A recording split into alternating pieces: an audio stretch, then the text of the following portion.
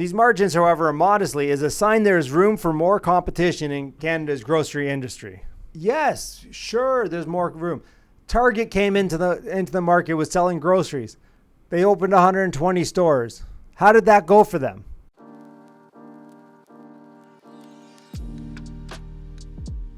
Hey everyone, welcome back to the Mark Loeffler Experience. Today we're going to talk about grocery price fixing, and I'm going to compare that to rent control because, hey, it's my channel. I can do it. Any way that you guys disagree with me on this, I want you to comment down below because there's going to be some people who might disagree with some of my stance here. I got a couple articles I've been reading. Yes, I know Canada Bread had dinged in price fixing with Weston Group and all that type of thing for bread back a couple years ago. And so they paid $50 million in fines, and Loblaws gave their $25 gift certificates to everyone, which they didn't actually have to do. So that's that. But let's look at it, because obviously prices of groceries are, if you've gone to the grocery store, you know, prices are up. People are having a harder time putting food on the table. So we're going to watch a CBC video. I'm going to respond to some of this stuff. I'm going to skip some of it because some of it's not relevant. And we're just going to have a little fun here, okay?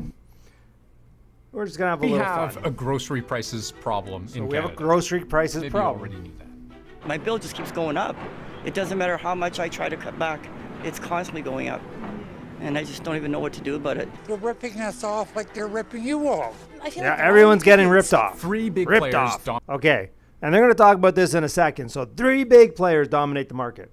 That's actually not true. There's actually 5 that represent 80 or 90% of the market. These 3 guys just represent 50% of the market, and they're at the forefront. The other 2 players are obviously Walmart and Costco. I'm going to talk a little bit about some of that. We pay ever-increasing amounts for our in the everyday future essentials, and grocery store profits are at record levels. So grocery chain profits are at record levels. There are a lot of businesses that have record profits right now, and I'm just going to say this, I'm going to say it out loud, that their profits are probably looking larger because of inflation. Like a dollar today compared to $1 20 years ago, I mean, I'd rather have 80 cents 20 years ago than $1 today, right? You all get that, right? So it's not worth the same. So they can have more profit, but, you know, yes, it looks like they're making more money, but it's really just, I don't know, what do we call this? Paper money. It's just paper money. It's just made up money. They put so much money in the economy that, yes, they're going to make a record paper money profit. I would argue they're probably making less than they were 20 years ago.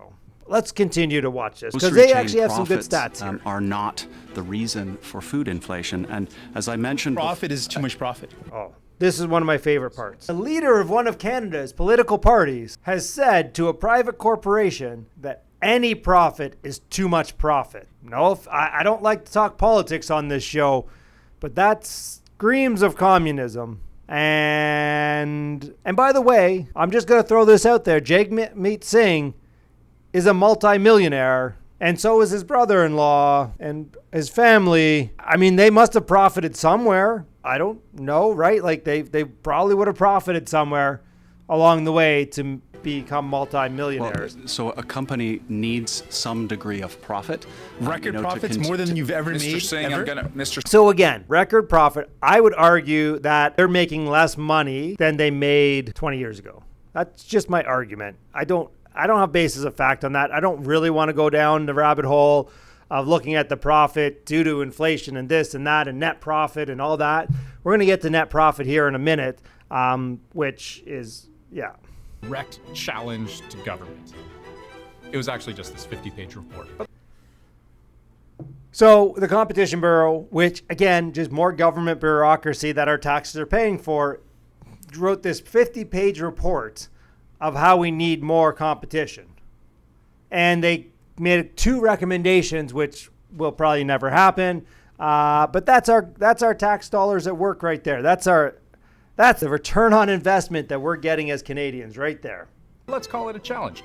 The Bureau says we have a problem. We think a lack of competition is behind it, and there are some key ways government can start to fix it.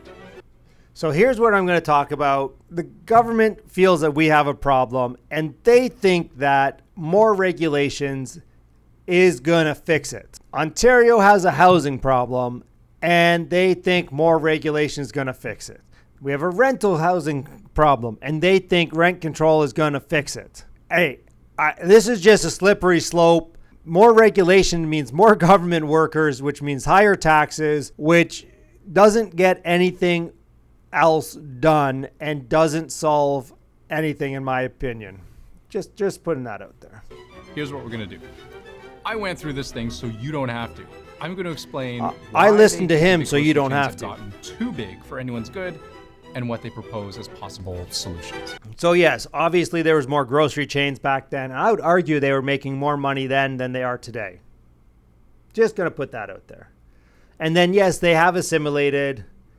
People took over other people. We're not going to go through all that until there were 3. But there actually weren't 3. We've talked about this. This is 5. All I'm saying is there's options for your grocery dollar. There are independents. You can shop at Costco, shop at Walmart, but there are options. I think there are options. This is good. From about 4% to around 10%. So yeah, food prices are going up, but it's been inflation. Here's what it is compared to inflation. So the year-over-year change in the price of everything, not just food. I'm just going to point out that what happened in February 2022 that might have made some of this change. Obviously, oil prices spiked, and we had a little thing called war happen in Ukraine, which is like the breadbasket of the world, basically. It'd be like cutting off grain from Canada to the rest of the world. That would create a huge supply gut or shortage, right? And at the same time, fuel prices went up. So we have less supply, fuel prices like going through the roof. Yes, now it's not coming down as much as regular inflation, but does that mean they are gouging us? Does that mean they are getting excessive profits? So I talked about this. Food price inflation, not just in North America. You look at rain in the Salinas Valley, we saw tomatoes and well, here's the thing, right? Really so we're looking at price inflation in Canada because that's where we get it. What I feel to see in CBC here is saying, hey, what's the price inflation of food around the world? Like, I'm sure if we go to Argentina and Brazil, like they've had food riots in some of these places. We don't have food riots in Canada. And consider, last year, the 3 largest grocers, Loblaws, Sobeys, and Metro, combined had more than $100 billion in food sales. So they had $100 billion in food sales. And I want you to say, okay, what would be a reasonable profit? 5% net. So not gross, but a net. I don't think any one of us would invest in a business that was making probably 5% net. All 3 grocery chains, about $5 billion. Is that reasonable, 5% net? I don't think I would. I want a higher profit than that. I want a higher net profit. So again, $100 billion in sales, $3.6 billion in profit. It's a 3.6% net margin. They want to talk about competition and why people don't open up grocery stores is because nobody wants to work on that net margin. Nobody. That's why they got to consolidate. They need to be bigger to be able to go through this. Let's talk about the Costco model for a second. Costco makes $0 on what they sell in their store. Their profit is their membership. You're paying to be a member. They make 0 profit on what they sell. They have a markup. Everything is marked up. I think it's 15%. That covers the cost of the land, the rent, the utilities, the employees, which they pay exceedingly well at Costco. You'll notice that people work there for a heck of a long time, but they make 0 profit from the stores. It's all on the membership. So they're basically, saying, here's our cost to run things. That's our operating, and here's our profit. It's a good model. I like it.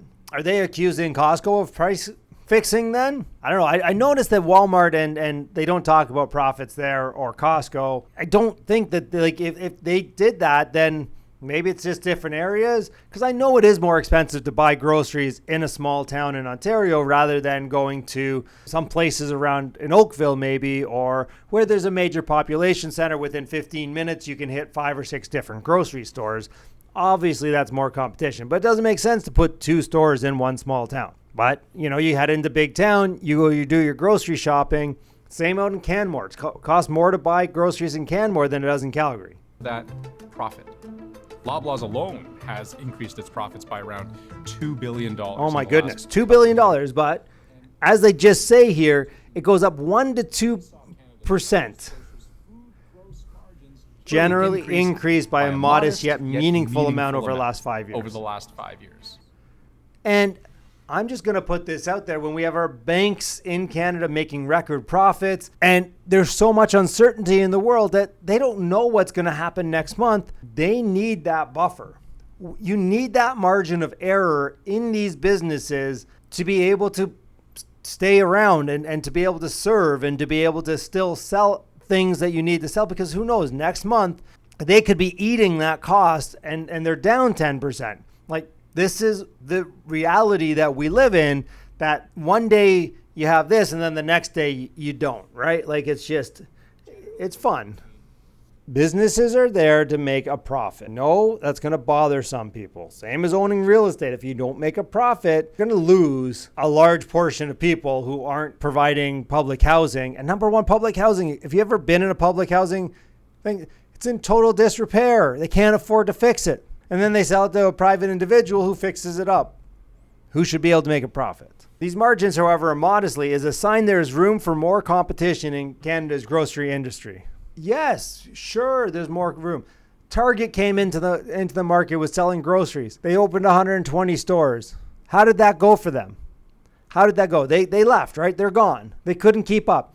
Not only do we have, obviously, existing players making 3.6% net profit, really, why we don't have more competition is because there's not that much profit. At the end of the day, I sell $100 worth of goods to make $3.60, right? So I sell $1,000 worth of goods to make $36. Like, I just want you to think about these things and